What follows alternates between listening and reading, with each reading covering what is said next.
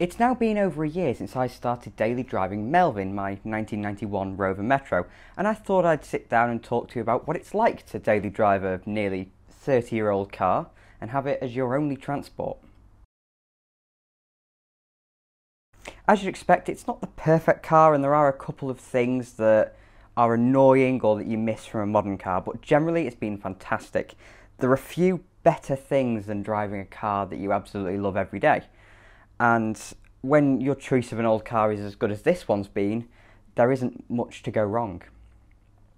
The first thing, and possibly the most important thing to a lot of people, is reliability.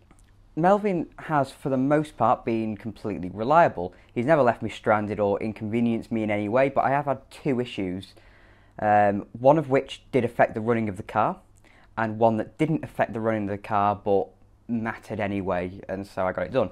The first of these was the most minor one. When I was coming home from Scotland in July last year, I noticed that my temperature gauge died. Now, again, that isn't something that influences the running of the car in any way. A lot of modern cars don't even have a temperature gauge. So I gave that to a garage to fix because it involved bleeding the cooling system, and I couldn't be bothered doing that in the garage, so it was just the temperature sender in the coolant outlet elbow. Very simple job, but at the same time they also swapped over the radiator fan switch in the side of the radiator because my radiator fans seem to have died as well. Now that is a little bit more of an issue because if you get stuck in some horrific traffic on a hot day, you may end up overheating, but these cars don't tend to use their radiator fans an awful lot, and they seem to regulate their temperatures quite well as well, despite being a K-series engine, which has a terrible reputation for overheating. So, but yeah, they were done. They were pretty minor. They didn't affect the running of the car, and that wasn't long after I started driving. The more major one that did affect the running of the car was the carburettor.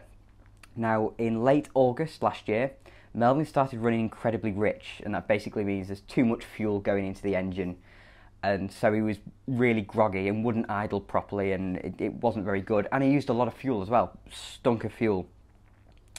So, rather than that just being a tuning thing, that was a carb rebuild. So as much as the car ran, I still used the car, I had to, it's my only car. It wasn't running properly at all, and so that was a carburettor rebuild. Nothing that a day in the garage couldn't solve, but that was annoying. But I take that as a little bit of an age and a wear related one rather than something out of the blue like the temperature gauge was. But yeah, apart from those two bits of work, he's been absolutely fine. I take the carburettor rebuild as more of an age-related thing rather than something that's like spontaneously broke. But for the 10 months or so between then and as I'm speaking to you now, this car's been perfect, and I've done about 10,000 miles in it now. That isn't as much as I would have done, but COVID-19 and my timetabling at uni affected that quite a bit. That carburettor brings us nicely onto fuel economy, and it's no secret that modern cars are a heck of a lot better on fuel than older cars. It's all to do with the fantastic technology that cars have nowadays, the really advanced fuel injection systems, etc., and turbocharging of smaller engines. But I've seen some really impressive economy figures from this little box. He may only have a 4-speed gearbox and an SU carburettor, but I've been getting up to 55 mpg on the motorway, which is not bad it's not bad at all.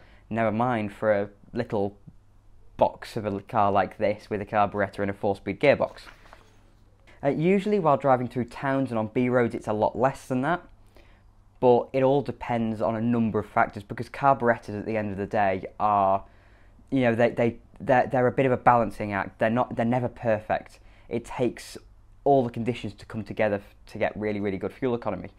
And on my last tank, which didn't include any motorway driving, didn't include any dual carriageways or anything like that, was just town driving and country driving, I got 53 mpg, which I am struggling to believe a little bit because that is exceptionally high, 53 on normal driving, but that's just the weather being quite nice and me driving really economically. It is possible to get really good fuel economy.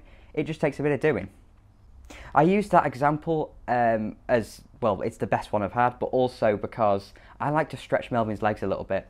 And so depending on how much you do that while, between fill-ups, depends on how accurate that fuel economy is as a measure of what the car's actually capable of. And yeah, that isn't to say that every carb Metro will do the same. Carburetors are odd things, and they don't tend to act in a very coherent way car to car, but yeah. And at the place you get the best fuel economy is on the motorway, and that's what I want to talk about next. Some people seem slightly concerned about taking older cars onto motorways. And something from the early 60s may feel slightly out of place, but anything from then onwards really is fine as long as it's not some kind of microcar, because motorways have been around for a long time. This car was designed with motorways in mind. It was never going to be a motorway cruiser, it's not that kind of car, it's a super mini, but this was always designed to be able to go on motorways, and it does it fine. I cruise at 70 mile an hour on that pretty much every day. My commute is pretty much all motorway. Under Melvin's bonnet is Rover's 1.1 litre K-Series engine with 8 valves, and it makes about 60 horsepower, which isn't a massive amount, but bear in mind the car weighs 800 kilos. But 60 horsepower isn't that much less than a lot of modern city cars. So a Toyota Aygo makes about 68, I think. That's not much more, and the car weighs a bit more as well. But it's in the gearbox that it falls behind. As I mentioned, Melvin has a 4-speed gearbox, so it does rev a little bit more on the motorway at 70 than all modern cars do. But it's got a K-Series engine, and that little engine is so silky smooth at high revs. It's just wonderfully smooth.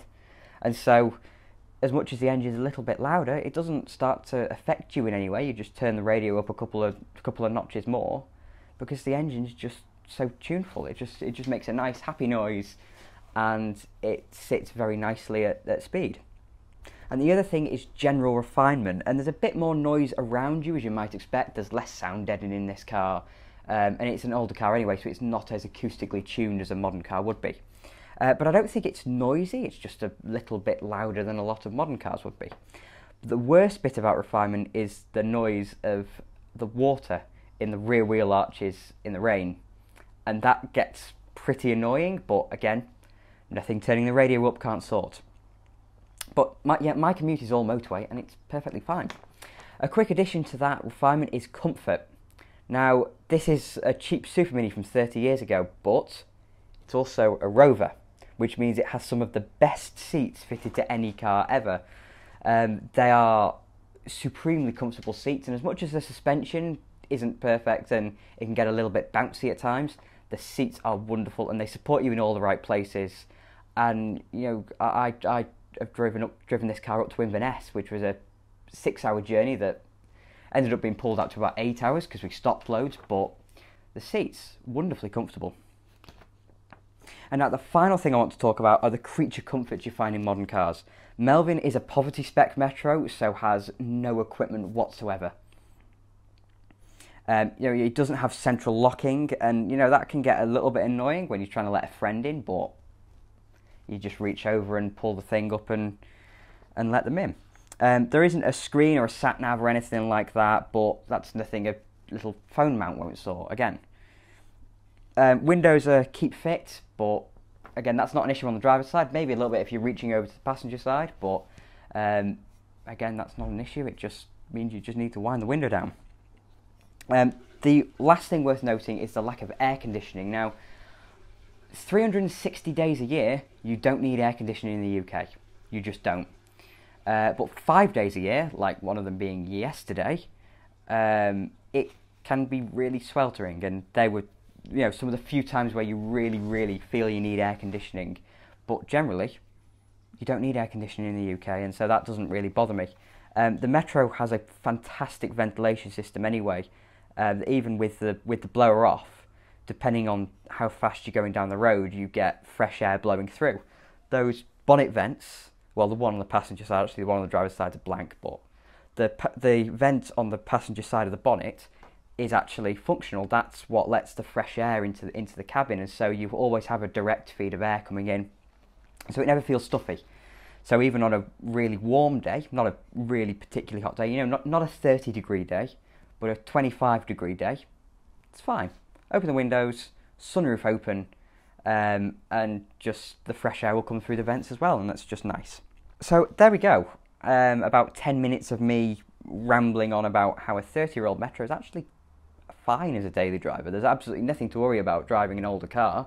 And I've done this video mainly as a, there are lots of people out there who say that, lots of people out there who like classic cars. And there's a lot of people that have classic cars but won't drive them every day. And there are certain reasons why somebody would want to drive something more modern every day, but for people who actually like cars, don't be scared. Don't be scared of getting an older car and daily driving it. This isn't a vintage car by any stretch of the imagination. It's 30 years old, but it is 9 years older than me. So to me, this is an antique pretty much. But don't be scared of driving an old car. They are fine. They were designed to be driven every day anyway. The only thing to really keep on top of is things like corrosion, the bodywork. And this car's really clean, and I always keep him in as close to tip-top condition as I possibly can. I keep him very, very clean, and that keeps the salt off in the winter. But in the summer, there's nothing to worry about. They're just, as long as you get a good one, it's good, and that's it. So I'm going to be sticking with this reflection on my year daily driving Melvin. So on Wednesday, I'll be counting up exactly how much it costs to daily drive a classic car. But until then, stay safe. I hope you enjoyed the video, and if you did enjoy it, please click like and maybe even subscribe to TwinCam as well. And I'll see you soon.